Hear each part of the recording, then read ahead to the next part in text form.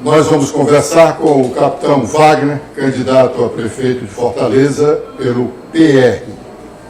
Capitão Wagner, o que o fortalezense poderia esperar da gestão municipal se o senhor fosse eleito prefeito de Fortaleza a partir de janeiro do próximo ano? Olá, Edson, agradecer o espaço do Diário Nordeste, que está cedendo esse espaço aqui, realizando essa entrevista. O que a gente pode afirmar para a população fortalezense é que, se nós chegarmos à prefeitura, a população pode esperar um prefeito independente, um prefeito com coragem e com vontade de mudar algumas práticas que existem na gestão municipal e uma atenção muito especial a áreas que são prioritárias não só na nossa visão, mas nas pesquisas que têm sido realizadas, que têm sido divulgadas pelos meios de comunicação, uma atenção especial na área da segurança, na área da saúde, na área de geração de emprego e renda e principalmente também na área da educação, que é primordial para que nós possamos alcançar um resultado positivo em todas as outras áreas. Então, é primordial que a educação seja priorizada com a Secretaria de Educação trabalhando integrada às demais secretarias, a Secretaria de Esporte, a Secretaria de Cultura, a Secretaria do Meio Ambiente, para no ambiente escolar nós conseguimos formar não só aquele aluno que vai passar no vestibular, mas principalmente o cidadão que tem conhecimento em relação ao meio ambiente, que se educa para o trânsito, que se educa no sentido amplo da palavra. Capitão Wagner, há uma limitação da administração em relação ao orçamento público, né? O próprio prefeito de Fortaleza, se for o senhor, trabalhará com um orçamento um pouco superior a 7 bilhões de reais. Isto se as coisas correrem normalmente, como se projeta, porque o orçamento do ano passado, em torno de 6,4 bilhões, não foi alcançado, né? Chegou apenas a 5,9 bilhões. O senhor tem um orçamento desse e tem um gasto já de pessoal indispensável na estrutura da administração de quase 50%, mais de 40%. O que fazer com o resto para fazer uma administração como o senhor imagina? É verdade, Edson. Dos 7 bilhões que são orçados para 2016, 44%, para ser mais exato, é gasto com pessoal e, por conta disso, só tem 56% para as demais atividades realizadas pela Prefeitura. E a única forma de você apresentar um serviço público de qualidade nas diversas áreas que a gente quer atuar é enxugando a máquina, gerindo melhor esses recursos. A gente tem dados que mostram que alguns gastos que foram realizados pela atual gestão foram gastos que talvez poderiam ser evitados. Uma pesquisa que foi feita recentemente para saber a satisfação dos usuários da saúde pública do município de Fortaleza, onde foi gasto 43 milhões de reais com uma pesquisa. Então, a gente imagina que essa pesquisa foi cara demais para se alcançar esse índice de satisfação, para se ter em mãos a insatisfação que existe em relação ao tema. A gente acha também que a máquina está inchada. A atual gestão, na pessoa do prefeito, na campanha passada, criticou a gestão anterior por conta do número de cargos comissionados e terceirizados. E esses cargos aumentaram na atual gestão, então há necessidade de termos um enxugamento dessa máquina em relação a cargos comissionados, principalmente porque, na verdade, a gente acredita que esses cargos comissionados eles atendem muito mais aos anseios dos partidos que são aliados do que os anseios da gestão. A alocação de veículos é um outro gasto muito elevado, realizado pela Prefeitura. Acho que temos que ter um enxugamento desses gastos também, diversos outros gastos que são realizados e devem ser reavaliados. A gente precisa auditar as contas do município para, assim, ter uma gestão que utilize o recurso que está à disposição e preste o melhor serviço possível para a população. O senhor acha que a redução do número de pessoal é suficiente para garantir recursos para outros investimentos, para outras... Não, como eu falei, não é só a redução de pessoal, além da redução dos cargos comissionados, além da análise se há necessidade efetivamente de ter tantos cargos locados, além de se verificar diversos outros gastos, a gente tem que melhor gerir esses recursos. Eu acho que temos que ter a capacidade, de forma criativa, de criar alternativas onde a iniciativa privada possa ser parceira do gestor do município, onde a própria população possa ser parceira. Eu visitei recentemente uma praça na Cidade 2000, onde a própria população tomava de conta da praça. A prefeitura não tinha gasto nenhum com a manutenção dessa praça. Então, esse tipo de alternativa criativa, ela diminui os gastos da gestão e faz com que o recurso que existe, ele possa ser efetivamente utilizado e o anseio da população seja atendido.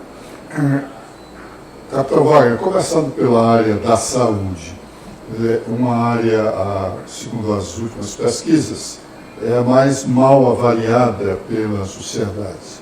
O que fazer para a saúde responder, pelo menos, um pouco do que a população anseia? Olha, a questão da saúde, todo mundo sabe que saúde é extremamente caro. Toda a cirurgia, o salário dos servidores, todo o procedimento, todo o maquinário, todo o equipamento que se precisa para a saúde é extremamente caro. E a gente tem que ter a consciência que a obra por si só, a construção de um equipamento, a construção do IJF2, não vai resolver o problema da saúde de Fortaleza. A construção de novas unidades de saúde não vai resolver se não houver um planejamento de que forma essas unidades elas vão entrar em funcionamento. Basta a gente ver o caso do Hospital de Quixeramobim, que foi inaugurado em novembro de 2014, já vai fazer 2 anos que foi inaugurado e até hoje não atendeu sequer uma pessoa. Então a gente tem que priorizar o funcionamento dos equipamentos que já existem em detrimento da construção de novos equipamentos. Esses novos equipamentos só podem ser iniciadas a construção a partir do momento que se tiver o recurso, que hoje está difícil por conta da crise econômica, por conta dos repasses do FPM que reduziram, por conta dos repasses federais que reduziram. Então a gestão tem que ter habilidade para evitar esse tipo de obra que vai trazer um gasto não só na obra, mas também na questão da manutenção, no custeio dessa obra. Se nós priorizarmos o custeio dos equipamentos que já existem, se nós fizermos com que o Hospital da Mulher funcione efetivamente, se nós fizermos com que as unidades básicas de saúde, que são os postos, funcionem efetivamente com medicamento, com os profissionais, e para isso a gente também tem que melhor gerir os recursos. A gente tem informação que existem muitas unidades de licitação na área da saúde do município. A gente pode ter uma central única onde você vai comprar medicamentos em maior quantidade, por conta disso vai comprar mais barato. Quando você faz isso também, você diminui o pessoal necessário para ter essa central de licitação funcionando. Então a gestão tem que ser criativa para que encontre o resultado desejado pela população. O senhor falou na necessidade de se priorizar o bom funcionamento dos equipamentos já existentes. Mas o crescimento da população não reclama que esse serviço seja expandido? Com certeza, o crescimento da população, a crise econômica que faz com que o cidadão que perde o emprego e tinha o seu plano de saúde, ele não tenha mais condição de pagar esse plano de saúde, ele venha procurar o serviço público. Com certeza a demanda, logicamente, vai aumentar por uma série de fatores, não só o crescimento, mas também a crise que passa no nosso país, o estado será especialmente Fortaleza. Mas como eu falei, independente da demanda ser grande, se você tem um medicamento necessário no posto, por mais que o posto não seja vizinho à sua casa, é muito mais interessante você ter que andar alguns quarteirões ou até se deslocar de alguma forma para buscar esse medicamento com a certeza que ele vai estar lá, do que você ter um equipamento do seu lado, um posto de saúde lá, um prédio bonito, com ar-condicionado, mas que não tem o medicamento, que não tem lá o profissional. Então o ideal é nós termos acesso ao medicamento, acesso às consultas, aos exames, às cirurgias que são necessárias. A gente tem uma fila de cirurgias gigantesca no município de Fortaleza, e a informação que a gente tem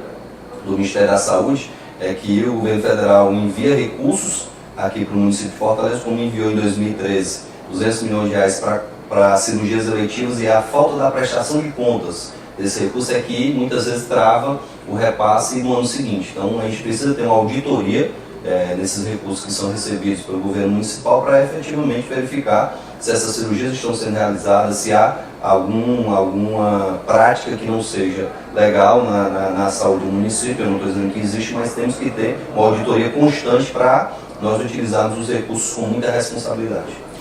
O município gastou no ano passado próximo de R$2 bilhões com saúde. Um pouco bem mais do que gastou com a educação.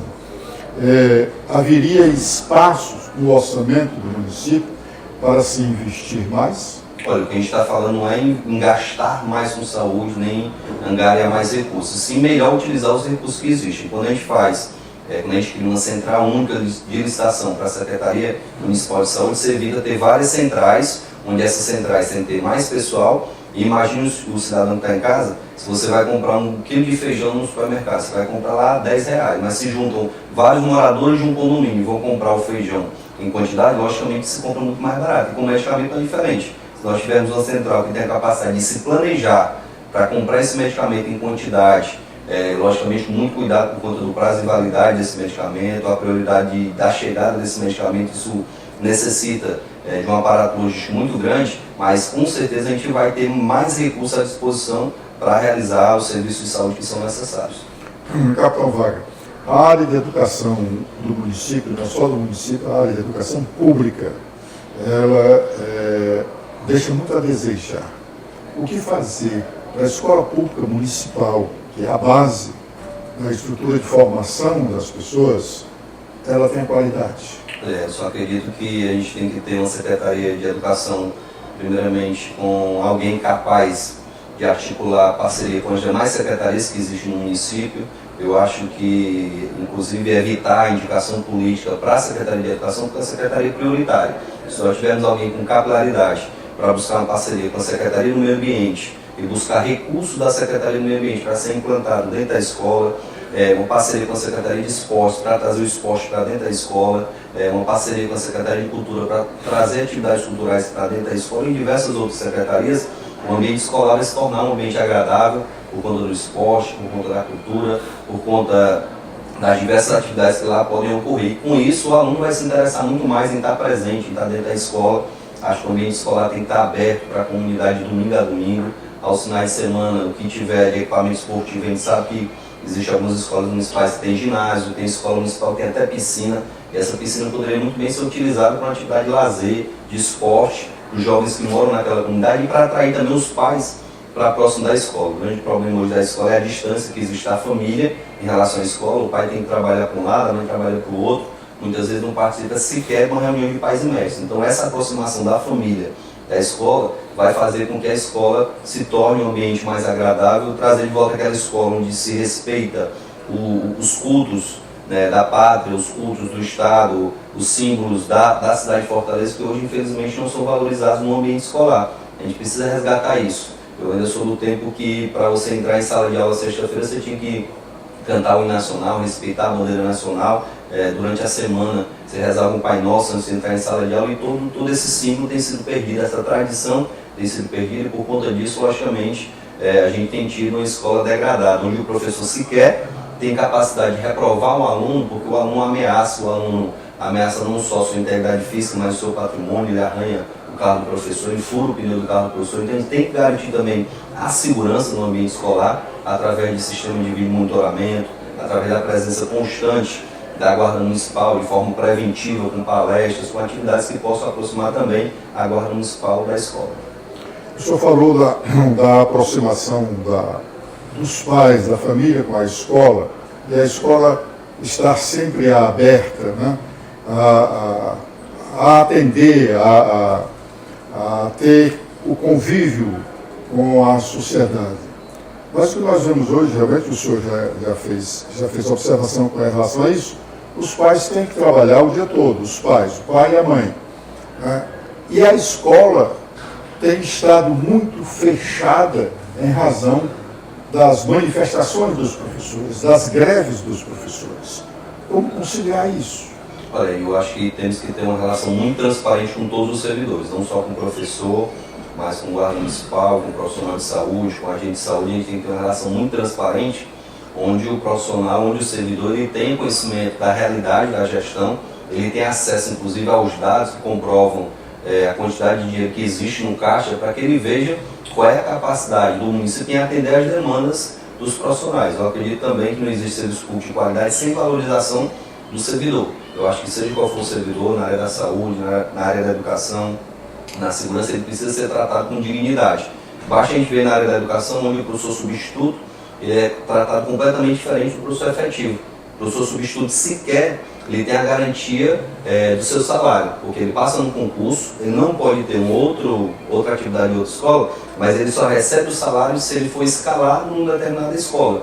Então ele fica aguardando em casa, é um chamamento de um diretor para ele dar aula, e se não chamar ele não recebe. Logicamente não está trabalhando, mas também não recebe e não pode trabalhar em outro local. A gente tem que dar garantia ao professor substituto de pelo menos assinar a carteira dele e fazer com que esse professor ele seja utilizado não só na semana, mas também nessas atividades de final de semana. Na gestão da prefeitura Luiziane, eu posso dizer isso sem qualquer vaidade, sem qualquer problema, ela, por exemplo, assinava a carteira do professor substituto. E nesse ponto eu tenho que elogiar a gestão da prefeitura Luiziane. E a nossa intenção é essa também, assinar a carteira do professor substituto para que ele tenha uma estabilidade, uma garantia de que durante aquele período do contrato ele vai ter um emprego de garantia e vai poder estar prestando serviço de qualidade, sabendo que ele vai ser tratado da mesma forma que o professor efetivo, a não ser a estabilidade que só é garantida ao professor efetivo. E por que o município, o Estado, a União, o poder público precisa de professor substituto? Por que precisa de professor substituto? Eu até discuti uma vez com o deputado Elmano, que na minha cabeça também a necessidade era que nós tivéssemos sempre professores efetivos, mas por conta das licenças que muitas vezes os professores têm que tirar, e essa licença ela gera uma demanda que é sazonal, que ela é temporária, seria muito mais caro para a gestão, logicamente, ter todos os servidores efetivos. Eu sou totalmente a favor do concurso público, acho que quanto mais estabilidade se dá ao servidor, maior é a garantia de que a gente vai ter continuidade das políticas públicas, porque o grande problema da terceirização e dos cargos comissionados é a falta de continuidade das políticas públicas. Eu tenho lá um cargo comissionado que a pessoa é extremamente preparada, é um técnico muito bom, mas muda a gestão, chega um outro político, o político simplesmente descarta porque era ligado à gestão anterior. Eu sou contra isso. Se o cara é qualificado, se ele tem condição técnica de estar desempenhando aquela função, ele tem que ser, sim, utilizado, tem que permanecer, mas só o que garante isso é o concurso público. Eu fiz a indagação com relação à necessidade de se ter professor substituto, porque não se conhece essa figura na escola privada. Não se conhece essa figura na escola privada, onde são pessoas iguais, todos somos iguais. Também adoecem. É verdade. Né? A diferença e não tem tantas licenças. A diferença é que na iniciativa privada não tem tanta licença, justamente, como você falou. Não existe, por exemplo, uma licença especial onde o servidor tem direito a se afastar ali 6 meses. Então, essa diferenciação do serviço público para a iniciativa privada que acaba muitas vezes exigindo essa solução que na minha visão, é uma solução temporária, né, como o próprio nome diz, professor temporário, professor substituto, mas o ideal é que nós tenhamos o maior número possível de professores efetivos e que o número de professores temporários ou substitutos seja reduzido realmente para cobrir somente algumas brechas que possam surgir. Realmente há dificuldades da relação do serviço público com o setor privado, porque o serviço público tem leis específicas, né? Algumas até benevolentes mesmo em relação ao servidor, mas essa minha indagação é porque é comum se dizer que o custo-benefício da escola pública é muito aquém do custo-benefício da escola particular. E é difícil para muita gente entender isso. Por que o professor da escola pública não oferece ao aluno o mesmo rendimento que o professor da escola privada oferece? Olha, Edson, acho que são uma série de situações. São vários fatores que fazem com que o serviço público seja bem diferente do serviço privado. Na escola privada, o professor primeiro ele tem a garantia da sua segurança. Ele está ali dentro de sala de aula, ele tem a garantia de que ele pode reprovar um aluno e ele não vai ser ameaçado. Ele tem a garantia de que ele vai cobrar do aluno, o aluno vai matá-lo ou danificar o seu veículo ou qualquer coisa parecida. Então, primeiro, a questão da segurança na escola privada é bem diferente da escola pública. O ambiente da escola pública, como o próprio nome diz, ele é aberto para que as pessoas possam ter acesso.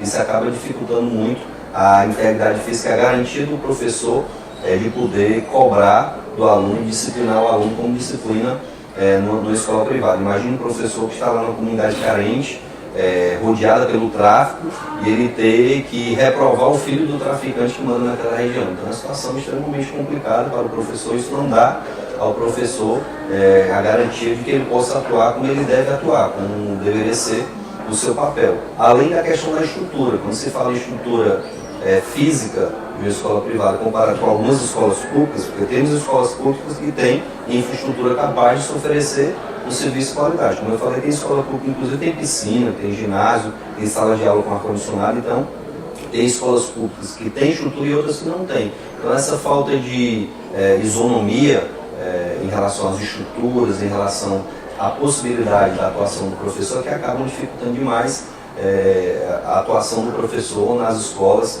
tanto que alguns professores chegam até a receber, se não me engano, uma gratificação por estar atuando numa área de risco.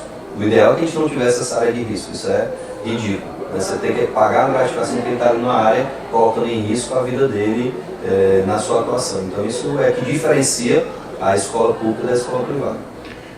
Qual é o seu sentimento, o sentimento do senhor em relação à questão da mobilidade urbana? Olha, nosso sentimento é de que a mobilidade ela tem que ser trabalhada de forma ampla, e o novo conceito de mobilidade urbana ele diz que a mobilidade urbana ela não é só você acelerar as viagens das pessoas que estão utilizando as vias públicas, mas também evitar essas viagens. E descentralizar os serviços é uma forma de evitar essas viagens. Imagine você lá no Grande Bom Jardim, se você tem lá no Grande Bom Jardim um centro comercial onde você pode pagar suas contas, onde você pode comprar sua roupa, você pode comprar seu calçado, você tem acesso ao cinema, você tem acesso aos serviços que muitas vezes você tem que se deslocar da sua comunidade para buscar esse serviço. Imagine se nós tivermos no Grande Bom Jardim um emprego à disposição do cidadão para que ele não precise se deslocar para o centro da cidade, para o Meireles, para um shopping mais distante, onde ele encontra esse emprego. Então, como a nossa renda é muito concentrada na região central da cidade, na região do Meireles, e tem alguns corredores, né, a Messejana, o corredor do Montes, o corredor da Bezerra de Menezes, isso faz com que haja necessidade de muitos deslocamentos. Então, a gente tem sim que trabalhar a melhor forma de utilização do espaço, das vias, mas além disso nós precisamos trabalhar a descentralização dos serviços para que se diminua a necessidade de estar se movimentando de um lado para o outro. Mas a descentralização dos serviços depende muito mais da iniciativa privada do que o próprio poder público. O poder público pode ser fomentador, né? Ele pode criar polos industriais com isenções fiscais. Imagine se a gente quiser fazer com que o Vila Velha se torne um polo de tecnologia. Então, incentivar empresas de tecnologia para se instalar no Vila Velha. Vamos incentivar a criação de um polo industrial no Grande Bom Jardim. Então, a isenção de impostos, a cessão de terrenos pode gerar esse polo que vai fazer com que as pessoas tenham um emprego do lado da sua casa. Isso é extremamente importante porque não só dá dignidade, não só dá o emprego, mas principalmente diminui a necessidade dos deslocamentos. Mas antes que isso aconteça, e é possível que aconteça no futuro, né? A cidade, pelo crescimento que ela apresenta, ela tem essas necessidades. Né? O Montes, por exemplo, o senhor fez a observação aí, o Montes não tinha essa independência que tem hoje, já de algum tempo, é verdade. Mas hoje as pessoas precisam se deslocar. Como permitir que as pessoas se desloquem com mais facilidade? Que eu vá e venha com a facilidade que eu esperaria ter.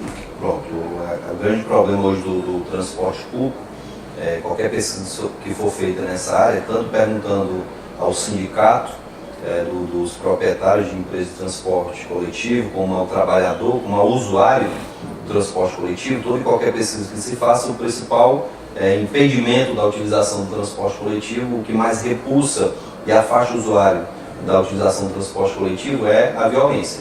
O Sindiones tem uma estatística, Edson, que ele mostra para você o local, a hora, o dia, a linha de ônibus que acontece o assalto.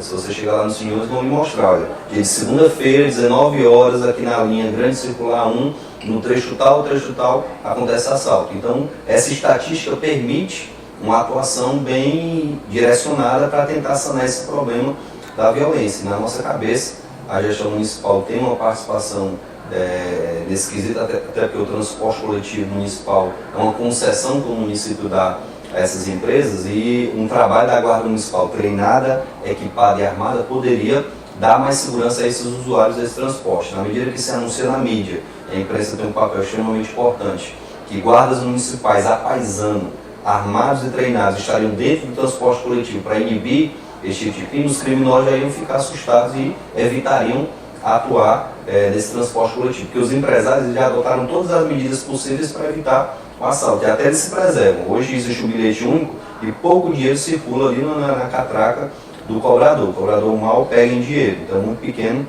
o valor que o cobrador ele vem a pegar. Então quem está sendo vítima desses assaltos é o usuário do transporte coletivo. O indivíduo entra no ônibus e sai fazendo arrastão, leva celular, leva relógio, leva a bolsa das pessoas, e isso é que tem afastado muitas pessoas do transporte coletivo. O que a gente pode afirmar é que a gente vai trabalhar sim essa questão da segurança em parceria com as empresas de ônibus para que a gente tenha mais segurança e para que a gente chame cada vez mais as pessoas para usar o transporte coletivo, porque não tem outra forma de nós diminuirmos os congestionamentos que existem na cidade. Além da questão dos binários, além da questão de faixas exclusivas, o que vai trazer as pessoas para usar o transporte coletivo vai ser a garantia da sua segurança. A pessoa onde for confortável, se ele apresenta uma segurança viável e o deslocamento ele é rápido, a pessoa vai ter uma série de motivos para deixar sua moto em casa, para deixar o seu carro em casa, porque quem anda de moto anda aí sob um sol escaldante. Acho que as pessoas não têm prazer de andar de moto no sol quente que a gente tem aqui em Fortaleza. Então, se nós oferecermos esse transporte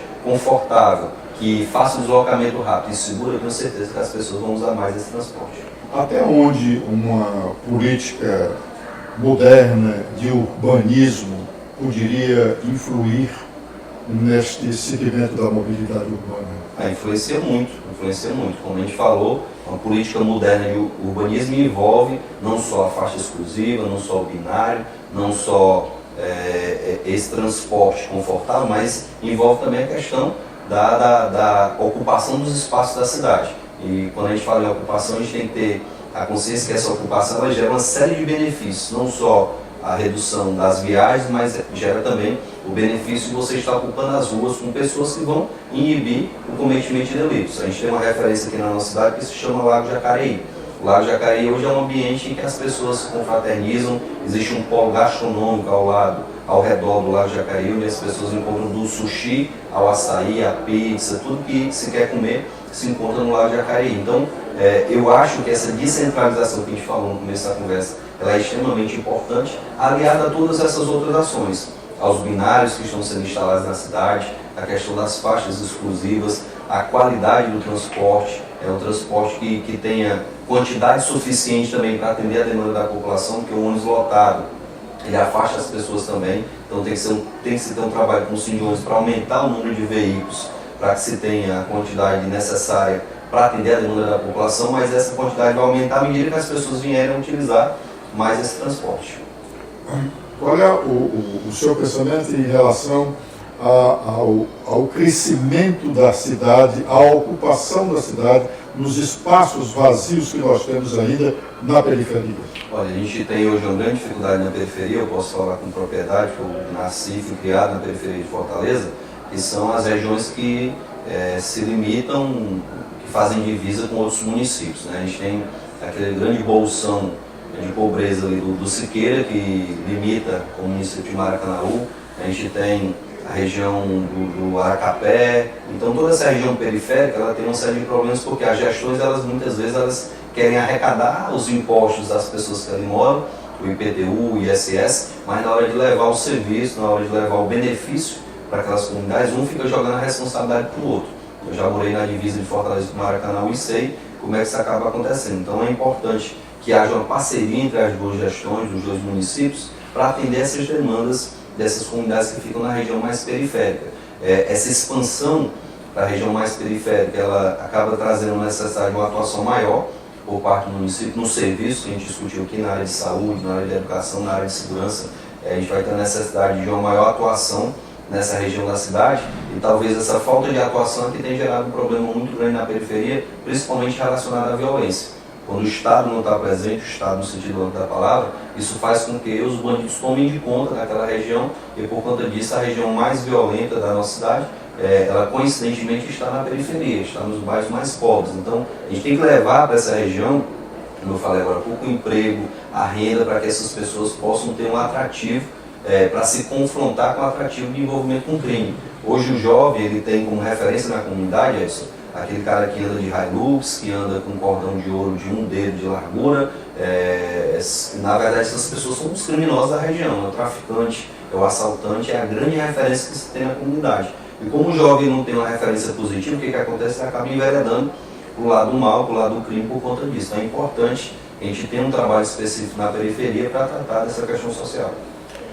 Capitão Wagner, mobilidade urbana não é apenas essa questão do transporte em si, do ônibus, do carro, do automóvel, da moto, da bicicleta, mas é também o ir e vir a pé das pessoas. Qual é a sua concepção sobre espaços livres para a sociedade? Olha, o que a gente quer garantir para a sociedade é que essa ocupação do espaço público onde as pessoas possam caminhar livremente, onde as pessoas possam se deslocar a pé, inclusive, ela é extremamente benéfica por uma série de fatores. Na medida que a gente anda pela cidade, a gente está trabalhando na questão da saúde, saúde preventiva. Hoje o cidadão, até para ir no supermercado a 2 quarteirões, ele quer ir de carro, por uma série de fatores, pela questão da violência também, por uma série de fatores, mas a gente precisa incentivar cada vez mais as pessoas a andarem na cidade, a conhecer a cidade. Acho que tem moradores de Fortaleza que não conhecem a beleza da nossa cidade por conta desse medo de estar ocupando esses espaços. E a nossa visão é que a gente possa ocupar esses espaços públicos com uma série de atividades. Eu acho que para a gente trazer de volta as pessoas para as ruas, a gente tem que garantir primeiro a segurança dessas pessoas. A gente conhece o sistema que foi implementado em São Bernardo do Campo, que foi um sistema de vídeo monitoramento, onde a cidade é completamente monitorada. É praticamente o Big Brother. Isso traz uma série de benefícios. As viaturas que se deslocavam à época para trotes, elas não se deslocam mais. Hoje Fortaleza tem 40% das ligações que são feitas para a CIO, que são trotes. Sobre eles dizendo que está acontecendo um acidente, está acontecendo um assalto, quando na verdade não tem nada. Se a cidade está vídeo monitorada e havendo uma parceria do município com o Estado, a pessoa liga informando que está tendo uma ocorrência, a câmera que está naquela rua, naquela praça, naquele parque, ela vai ver primeiro do que a viatura que se deslocaria para aquele local. Então a gente vai economizar combustível, vai economizar efetivo, seja da Polícia Militar, do Corpo de Bombeiros, da própria Guarda Municipal, que pode atuar nessa área também. A nossa visão é de que a cidade possa ser ocupada, primeiro, com a garantia de que as pessoas vão sair de casa e vão ter o direito de ir e vir preservado. E para isso a gente precisa garantir, através desse sistema de monitoramento, através da atuação da Guarda Municipal, que equivocadamente as pessoas acham que não tem responsabilidade sobre a segurança pública, está inserido inclusive no artigo 144 da Constituição, que é o artigo que fala de segurança pública, a Guarda Municipal. O Estatuto Nacional da Guarda Municipal dá uma série de atribuições para ela também, além da própria legislação local da Guarda Municipal, que dá uma série de atribuições para essa Guarda Municipal. A Guarda estando na praça, Edson, o policial militar não vai precisar mais estar lá, ele vai com outra atividade. O grande problema hoje é que o policial militar está fazendo atividade que é da guarda, está fazendo atividade que é do bombeiro, ele está lá no JF, você pode ver isso facilmente, todo dia tem 120 policiais militares no JF escoltando preso. Quando a gente podia ter uma ala no JF, onde todos os presos ficariam juntos, e 5 ou 6 policiais poderiam tomar de conta de todos. E por que tem 120? Porque tem preso no térreo, no primeiro andar, no segundo andar, no terceiro andar, em todos os andares do JF, a gente tem presos sendo escoltados por policiais militares. Então, a garantia de que as pessoas vão poder ocupar esses espaços, porque o espaço está monitorado, porque existe o guarda municipal, porque a gestão vai estar em parceria com associações, colocando atividades esportivas. Você imagina o impacto visual que teria numa praça, um professor de defesa pessoal, num tatame removível, dando aula de defesa pessoal para crianças de kimono. Essa é a nossa intenção, nas praças colocar atividade de defesa pessoal, atividade com bola, que é paixão nacional, atividade cultural, atividade de dança, porque assim a praça vai se movimentar e vai atrair cada vez mais pessoas. Todos os ambientes em Fortaleza que são movimentados são ambientes que são seguros. Praça Luiza Távora, todo mundo adora ir para a Praça Luiza Távora, porque sabe que vão ter uma série de opções de atividades ocorrendo naquele momento. Então a gente precisa tornar todas as praças de Fortaleza esse ambiente agradável para a família voltar a ocupar esse espaço. O senhor fez referência a praças, citando a praça, uma das praças próximas à cidade, 2000, e o que nós sabemos, a maioria das praças vivas de Fortaleza são administradas, são gerenciadas pela iniciativa privada. A iniciativa privada na cidade 2000, aqui no Meireles e em outros pontos de Fortaleza, tem bastante interesse em administrar uma praça dessa, porque os terrenos se valorizam e a construtora, geralmente são construtores que administram essas praças, tem interesse em valorizar aquele espaço, mas na periferia. Edson, essa praça que eu visitei na cidade de 2000, por incrível que pareça, não era responsabilidade de nenhuma empresa, e sim da comunidade. Os vários condomínios que existem ao redor dessa praça, cada condomínio, cada conjunto de moradores é responsável por um pedaço da praça. É tão interessante, tem um banco lá que tem o nome das senhoras que são responsáveis pela manutenção do banco. Lá na praça tem 3 machos, um com a bandeira do Brasil, outro com a bandeira do Estado de Ceará e outro com a bandeira da associação que é responsável pela manutenção da praça. Ah, mas você está falando da cidade de 2000. Eu estive na Lagoa do Mudubim, Em Alagoa do Mundubim, o calçadão que tinha ao redor, ele tinha um mato de 1,5 m de altura. Moradores de um condomínio que tinha as margens da lagoa se mobilizaram e resolveram limpar 50 metros naquele local. Nesses 50 metros eles colocaram atividade de zumba, as mulheres passaram a dançar toda noite ali com a professora e o negócio começou a crescer. Limparam mais 50 metros, construíram lá uma quadra de futebol de areia. Depois limparam mais 50 metros, uma quadra de vôlei de praia. Então, esse movimento que a comunidade teve, com a pequena participação da gestão municipal, que a gestão foi responsável por recolher o lixo que foi limpo, que foi retirado ali das margens da lagoa, fez com que o ambiente fosse completamente revitalizado. Então, acho que o poder público tem que ser esse catalisador que chama a sociedade para se empoderar do espaço público. Na medida que as pessoas sentem que aquele espaço é deles, eles vão cuidar daquele espaço. O que acontece hoje é que as pessoas estão com medo de ocupar o espaço público por uma série de fatores, o espaço está degradado, está inseguro. Então, na medida que o poder público ele se responsabiliza em dar a segurança para as pessoas que vão ocupar aquele espaço e de ser parceiro no sentido de limpar o ambiente, de recolher o lixo, eu tenho certeza que a comunidade vai se interessar sim em manter aquele ambiente agradável, porque assim não vai faltar opção de lazer para toda a comunidade. Capitão Wagner, no ano passado, a Prefeitura, embora não tenha atingido a arrecadação prevista, ainda conseguiu gastar quase R$500 bilhão, R$500 bilhões em investimentos.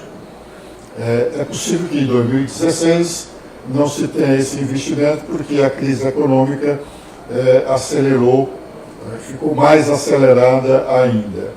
Pergunto ao senhor, tendo R$500 milhões para investir, quais eram as prioridades da sua administração? Olha, Edson, a gente tem que se preocupar hoje com a questão da geração de emprego e renda.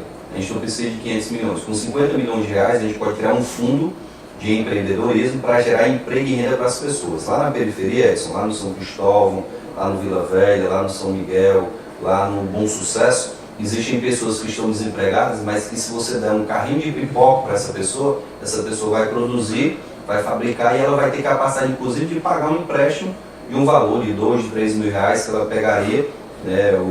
Existem exemplos como o Banco Palmas, que fica ali no Conjunto Palmeiras, a gente já visitou esse banco, e foi confirmado lá que essas pessoas que pegam esses pequenos empréstimos são excelentes pagadores, certo? Então, acho que para gerar emprego e renda na cidade, você pegaria 10% desse valor para fazer esse tipo de atividade. Porque investimento não é só investimento em obra, a gente tem que investir em pessoas também. Tem que acabar com essa história de que investimento é só construir viaduto, é só construir prédio, é só construir praça, porque isso é investimento. Mas a gente tem que investir mais em pessoas do que em concreto. A nossa intenção é essa. Lógico que a obra é extremamente importante e a gente tem alguns gargalos na nossa cidade que com obras simples a gente poderia diminuir esses gargalos. Quem passa em frente ao terminal do Siqueira pela manhã cedo ou no final da tarde, vê um congestionamento absurdo ali por conta da entrada e da saída dos ônibus ali no terminal. Uma obra parecida com essa obra que foi feita aqui para acesso ao Iguatemi poderia resolver o problema ali. Então, esse investimento é extremamente importante sim para melhorar a questão da mobilidade urbana, para facilitar o acesso ao serviço e se nós tivermos esse dinheiro à nossa disposição, logicamente a gente vai fazer isso com muita responsabilidade. A gente também não quer deixar o município endividado demais. Hoje o grande problema dos estados, inclusive estão renegociando suas dívidas com o governo federal, esse endividamento sem planejamento. A gente tem que endividar o estado na sua capacidade, o município na sua capacidade, para que não gere aí uma dependência financeira gigante que inviabilize a prestação do serviço. É evidente que o poder público precisa investir no ser humano, mas o senhor há de pensar também, há de convir, que a cidade cresce. Com certeza. A sua família, a minha família, as nossas famílias estão crescendo e outras famílias estão vindo à cidade, então a cidade precisa estar preparada para atender essas pessoas que estão vindo hoje e no futuro, não tão distante. Justamente, por isso que eu falei, você me deu R$500 milhões, eu peguei só 10%, 50 milhões para investir em pessoas, em empreendimentos que vão dar emprego e renda a essas pessoas. A gente vai ter um giro na economia, isso vai com certeza beneficiar muito a cidade. Então eu peguei 10% para essa questão, logicamente o restante seria para a gente investir na capacidade de infraestrutura da cidade, que hoje é deficitária. A gente está na quinta capital do país e a gente sabe o quanto a nossa cidade é deficitária em relação à questão de infraestrutura de vias, de acessos, e isso é extremamente importante. Capitão Wagner, sempre nas campanhas eleitorais se fala de saneamento, embora esta seja uma questão mais afeta aos estados, até por conta do volume de recursos que o projeto reclama, e os municípios não têm capacidade para se endividar o suficiente para investir em saneamento. Mas há necessidade de um município fazer saneamento.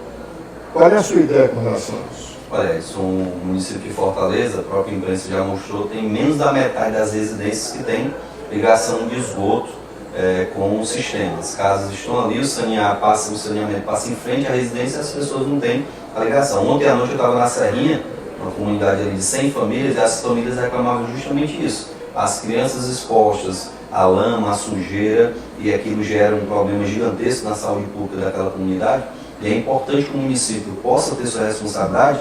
E na discussão de 2012 a gente viu o prefeito Roberto Cláudio dizer que, inclusive, se a CAGES não resolvesse, não sanasse esse problema de saneamento, ele seria capaz de romper o contrato com a CAGES, coisa que não existe a menor possibilidade de fazer, até porque a CAGES está atrelada à Secretaria das Cidades, que é ligada aos Ferreira Gomes, e dificilmente ele quebraria esse contrato, coisa que ele prometeu na campanha passada. Então a gente tem que ter a consciência que R$1 que se investe em saneamento básico, a gente economiza R$4 em saúde pública. Então, na medida que o município passa por um problema grave na saúde, que parte desse recurso seja utilizado para o saneamento e vai repercutir preventivamente na questão da saúde. Temos que criar um fundo para que as pessoas que não têm condição de fazer a ligação da sua casa para o esgoto, para o sistema de saneamento da CAGES, que elas possam fazer isso, para que elas tenham acesso a esse esgoto da CAGES, que vai, logicamente, gerar um impacto muito positivo na saúde daquelas comunidades. Então, a gente tem como meta investir sim na questão do saneamento, mesmo sabendo que a maioria dos políticos não querem investir, porque é uma obra que fica embaixo da terra, ninguém vê. As obras que são vistas pela população são os viadutos, as praças, os prédios, mas essa obra do saneamento é extremamente importante e nós temos independência, inclusive, para cobrar da CAGES uma ação efetiva nessa questão do saneamento e romper o contrato se necessário for.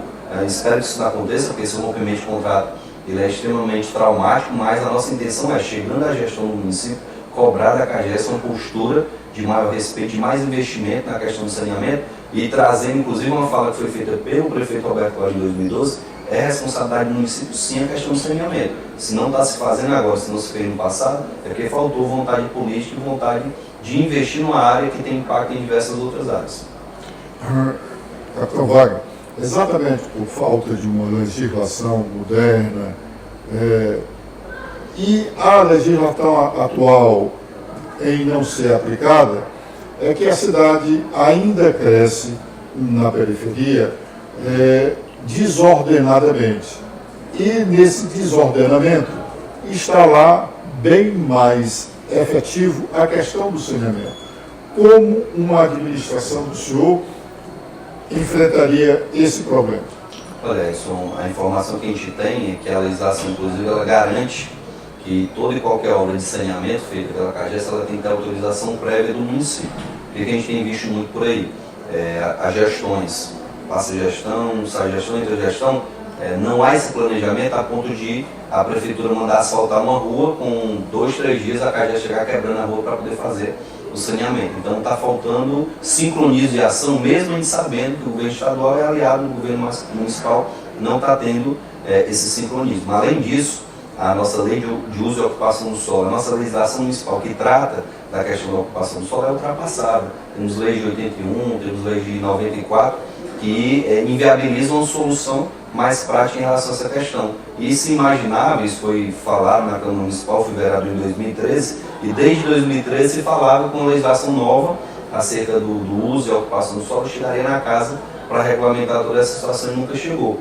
Não sei qual foi o motivo da não chegada dessa legislação, não sei se essa legislação poderia desagradar alguém, algum empresário, quem quer que seja, mas é urgente que nós possamos tratar dessa questão da legislação que vai regulamentar o uso e ocupação do solo do nosso município. Se a gente não tiver isso, cada vez mais a gente vai ter o problema aumentando. A gente tem hoje a cidade ocupada de forma desordenada, os canteiros centrais são ocupados sem qualquer critério, o centro da cidade está ocupado sem qualquer critério, a gente tem um problema grande com a José Avelino, então a gente precisa ter a responsabilidade de parar, pensar e efetivamente apresentar uma solução urgente para essa questão da ocupação desordenada da nossa cidade. Capitão Wagner, também outro assunto de eleição, de várias eleições, esse assunto perdura, é a situação dos bairros de Fortaleza, especialmente o do centro da cidade. E ele continua igual a antes. O que o senhor imagina para o centro de Fortaleza? Olha, o centro da nossa cidade é um local belíssimo, poderia ser utilizado pelo potencial do turismo histórico que existe. A Praça do Feirão é uma referência para todos os moradores de Fortaleza, para quem vem de fora também. Zé de Alencar, Praça de Alencar e várias outras praças dos Leões. E o que aconteceu foi o completo abandono desse espaço em todos os sentidos. Não se oferece segurança, não se oferece a reestruturação desses espaços, as praças estão degradadas, por mais que se pinte ali uma praça e se reinaugure. Eu acho que não é isso que as pessoas querem, basta ver os bancos da Praça da Feira todos danificados, os moradores de rua tomando de conta daquele espaço por falta de uma opção. Então a gente tem que ter um trabalho para revitalizar o centro da cidade, para tornar o centro atrativo, para que a gente tenha movimento no centro da cidade, inclusive no período noturno. Você vai para o Rio de Janeiro, o centro da cidade tem movimento, tem bares que funcionam à noite, tem espaços, um teatro está sempre lá à disposição, então a gente tem que ter um movimento maior no centro da cidade, mas para isso a gente tem que ordenar o centro da cidade. A gente tem que oferecer uma infraestrutura capaz de os empresários acreditarem que aquele espaço ele vai se revitalizar, ele vai ser atrativo, inclusive, para você empreender, para você criar ali, para você abrir estabelecimentos que possam gerar emprego e renda na nossa cidade. Acho que um grande problema, um grande debate dessa eleição vai ser a geração de emprego e renda, e nós temos um potencial gigantesco a partir do turismo para fazer com que nossa cidade seja a referência. Infelizmente, o turista que tem chegado em Fortaleza, ele tem deixado poucos recursos em Fortaleza, porque ele chega, se hospeda no hotel na beira-mar, assim que ele se hospeda, os funcionários do hotel orientam logo que ele não tome banho porque a água é suja, não oferece balneabilidade. Então a praia está completamente suja. Os funcionários do hotel dizem logo, olha, se for caminhar aqui no calçadão, tira o celular, tira o relógio, cuidado que você pode ser assaltado a qualquer momento. Então isso já inviabiliza o uso da nossa praia. O cidadão sai daqui de Fortaleza e vai lá para o Cumbuco. Quando ele vai para o Cumbuco, ele passa pela Leste-Oeste que está coberta pelo lixo. Quando ele central da Leste-Oeste, por mais que se limpe, não sei o que acontece, todo dia está sujo, tem sofá, tem móveis, resto de construção, então é um ambiente completamente degradado. Ele vai lá para o Cumbuco para deixar renda lá na Caucaia. Nada contra deixar renda e gerar renda na Caucaia, mas se o turista está aqui, ele tem que deixar parte dessa renda aqui. Ou então ele vai para Quirais, vai para o Beach Park, a gente precisa ter o turista em Fortaleza. Lá fora se vende uma cidade do sol e do mar, só que o mar não existe. Como eu falei, não existe balneabilidade na nossa orla. Nós temos 34 quilômetros de praia, e esses 34 quilômetros de praia não são utilizados. A gente tem um trecho ali de 4 quilômetros na beira-mar que tem alguma atividade noturna, que tem alguma atração, mas a gente tinha que explorar toda a nossa orla marítima, desde lá do Marco do Zero, da Barra do Ceará até o Cacipés, que a gente poderia ter ali uma série de opções. A Praia do Futuro, que é uma praia conhecida internacionalmente, está degradada por conta da questão da violência, por conta da iluminação pública que é precária, por uma série de problemas. Então a gente tem que investir sim no nosso principal cartão postal, que é a praia, e trazer esse reflexo para o centro da cidade.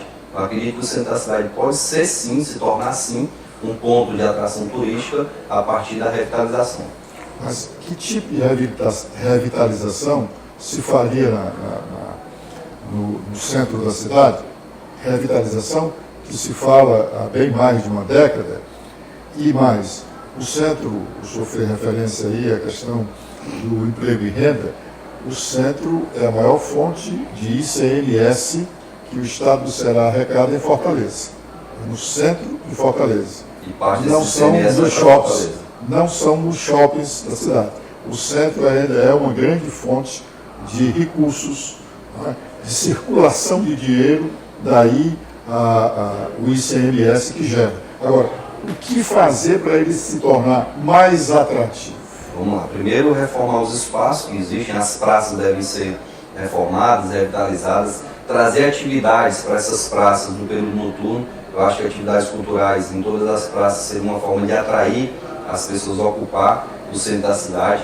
Você criar passeios em parceria, logicamente, com as agências de turismo, com essas agências que fazem transporte de turismo, passeios e rotas turísticas pela nossa cidade, até porque cidades pequenas aqui do Ceará, como Guaramiranga, tem lá ônibus que fazem rotas turísticas. E Fortaleza não tem esse trabalho, que logicamente é da iniciativa privada, mas pode ser fomentado, né? O secretário de turismo pode chamar essa discussão, trazer essa responsabilidade para que a gente possa estar ocupando o centro da cidade. Eu acho que o centro tem, como eu falei, esse potencial, gera ICMS, como você falou, mais do que qualquer shopping. Se juntar todos os shoppings não chega ao centro da cidade. Eu me preocupo muito, Edson, porque eu tive essa semana na Praça do Ferreira para uma caminhada, eu vi diversos estabelecimentos fechados.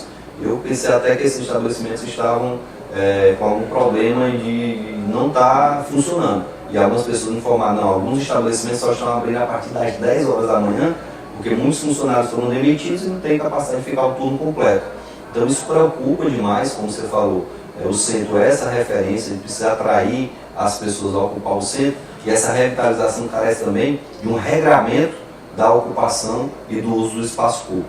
Hoje falta esse regramento definido porque, repito, a lei de uso e ocupação de solo, a nossa legislação é lá da década de 80. E ela precisa ser atualizada e ser cobrada para que a gente possa, sim, manter os empregos das pessoas. A gente não tem intenção de perseguir nenhum ambulante, mas a gente tem que dimensionar o que pode ser vendido na rua, de que forma isso vai ser vendido e em que espaço isso vai ser vendido. Porque esse é o grande problema do centro da cidade, a falta de regramento da utilização do espaço público. Capitão Wagner, a iluminação pública é um outro ponto sempre questionado. Fortaleza não é bem iluminada e a rede de distribuição de energia é um dos elementos que mais enfeiam a cidade. O que o senhor pensa desse setor? Eu fui passar Natal na cidade de Natal, certo? E quando cheguei em Natal, fiquei encantado com a beleza da cidade, com a iluminação da cidade, inclusive com a ornamentação que foi feita na cidade para aquele período de final de ano. E a gente tem a cidade de Fortaleza que tem um potencial até maior de turismo e não tem esse investimento. Quando a gente fala em iluminação pública, a gente tem que lembrar que a cidade de Fortaleza arrecada por ano 200 milhões de reais com a contribuição de iluminação pública. Ela gasta 100 milhões com as suas contas de energia, dos seus prédios, dos seus pontos de luz que existem. Então tem 100 milhões de saldo aí para ser investido em iluminação pública, na troca das lâmpadas, na ampliação dos pontos de luz, e a gente não sabe por que motivo que isso não acontece. Um outro problema, isso é grave, isso é sério, é que a prefeitura compra a energia mais caro do que qualquer outro grande consumidor. Se a prefeitura resolver comprar essa energia no Mercado Livre, ela compra 30% mais barato do que o que a Coelce repassa para a gestão municipal. Então seria uma economia muito grande. Imagina aí, em vez de gastar 100 milhões de reais, gastaria 70. Economia de 3 milhões de reais, que seria um recurso que poderia ser utilizado para a expansão dessa iluminação. Então eu acho que uma boa gestão dessa área teria um reflexo muito grande na questão da ocupação da cidade e também na segurança pública. Todo mundo sabe que quanto mais iluminada é uma via, mais segura ela se torna. Capitão Wagner, nenhum prefeito, nenhum governador faz uma administração sem o pessoal. O senhor já fez referência aí a cargos comissionados. Qual seria a sua política de pessoal na administração municipal? Olha, a nossa política de pessoal é valorizar o concurso público, até porque eu sou servidor público e sei o quanto é importante. Como eu falei no começo da entrevista, o servidor concursado, ele garante a continuidade das políticas públicas. O grande problema no nosso país, não é só de Fortaleza, essa quebra de continuidade. Basta a gente ver alguns equipamentos que ficaram degradados por conta da troca de gestões. A gestão de Uraci, ali o CSU, que era uma maravilha. Aí chegou a gestão da Luiziana e a prioridade foi o Cuca, que é um equipamento belíssimo. Aí chega a gestão do Roberto Cláudio, os outros equipamentos ficaram abandonados, agora é a Areninha, que também é um equipamento bom, mas por que não manter os demais equipamentos? Então, voltando para a questão de pessoal, a gente quer sim priorizar a questão do concurso público e a gente quer enxugar a máquina para que essa máquina não fique pesada. Basta a gente ver, porque o governador Tasso assumiu a gestão, a quantidade de cargos fantasmas que foram descobertos, que foram exonerados. Então, a gente tem que ter esse trabalho de fiscalização, de verificar o que efetivamente é preciso de terceirizado de comissionado. O que for preciso, logicamente, tem que ser mantido. Ninguém vai fazer com que se demita todo o pessoal sem analisar primeiro qual a importância de cada um daqueles servidores, mas o que não for necessário tem que ser enxuto, tem que ser realmente priorizado o recurso para que a gente tenha capacidade de implementar políticas nas áreas diversas que a cidade necessita. Capitão Wagner, o nosso propósito era falar da administração municipal. Se algum ponto do seu programa de governo importante, na sua consideração, não foi levantado aqui, o senhor tem a sua palavra final para... Agradeço, Edson. Só registrar que se discute muito a responsabilidade do município em relação à questão da segurança pública e nós queremos trabalhar sem a segurança pública de forma muito ampla.